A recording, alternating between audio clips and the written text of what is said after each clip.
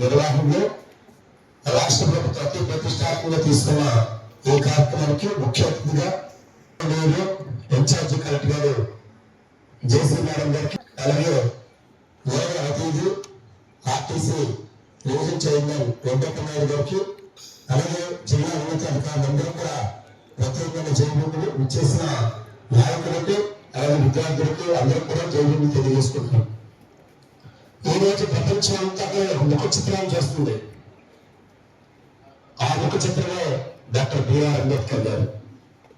ఆయన ఎందుకు చేస్తుంది అంటే మన ఆలోచన తీసుకోవాలి. అంబేద్కర్ ని మన అందరూ కూడా కొనియాడుతున్నారంటే ఈరోజు భారతదేశం వాడవాడగా అన్ని ప్రాంతాల్లో ఒక పండుగ వాతావరణం జరుగుతుంది. ఆయన జయంతి అందరూ కూడా జరుపుకుంటారు.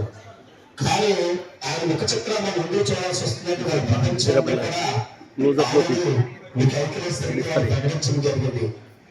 నాలెడ్జ్ డేగా విజ్ఞాన దినోత్సవంగా ప్రకటించడం జరిగింది. అంబేద్కర్ జయంతి రోజు ఎందుకు ప్రకటించాల్సి వస్తుందంటే కేవలం ఆయన చదువుకోవడం వల్లే ప్రకటించాల్సి వచ్చింది. అన్ని గొప్ప డిగ్రీలు పిహెచ్డీగా చదివిన ప్రపంచం ఏకైక వ్యక్తి ఎవరంటే డాక్టర్ బిఆర్ అంబేద్కర్ గారు.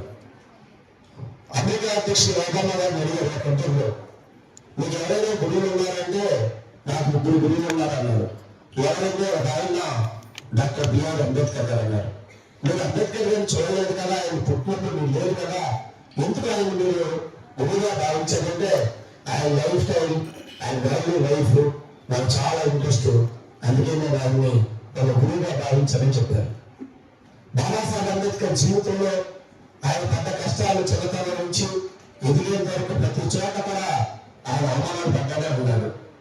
అంతగాని తన వివక్షకు గురయ్యాడు ఆయన. కానీ ఏనాడు కూడా ఆయన బాధపడలేదు. ఒకటే ఆయన ఆశయాన్ని నిర్వహిస్తున్నారు. నేను చదివితే కానీ ఈ దేశంలో ప్రజలకు మార్పు చేయలేము, నా జాతికి నేను దిక్సూచి అవుతాను, నేను మార్గదర్శనం అవుతానని చెప్పి తీసుకుని ఒక అంకిత భావంతో లేని జీవితాన్ని ఆయన పుట్టుకుంచుకొని భారత రాజ్యాంగాన్ని నాకు అందించారు. ఆయన 3 కోణాల్లో మనం చూడాలి. ఒకటి ఆయన జీవితం, వీరుడు కూడా జీవితాన్ని, 2 భారత రాజ్యాంగాన్ని, 3 ఆయన ఆ విలువల ఆశయాన్ని, ఈ 3కి మనం పుట్టుకుంచుకోవాలి. భారత రాజ్యాంగం మనం తీసుకుంటే రాజ్యాంగం ముందు, రాజ్యాంగం తర్వాత దేశం యొక్క పరిస్థితి ఎలా ఉందని మనం ఒకసారి పరిశీలన చేసుకోవాలి.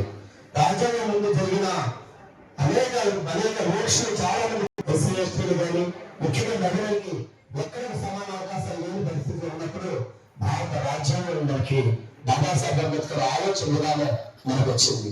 14 లింగదానం లేకుండా అందరూ సమానం చెప్తుంది. లింగం అంటే ఆడే సమానం చేతులు కాబట్టి ఈ రోజు మహిళలు కూడా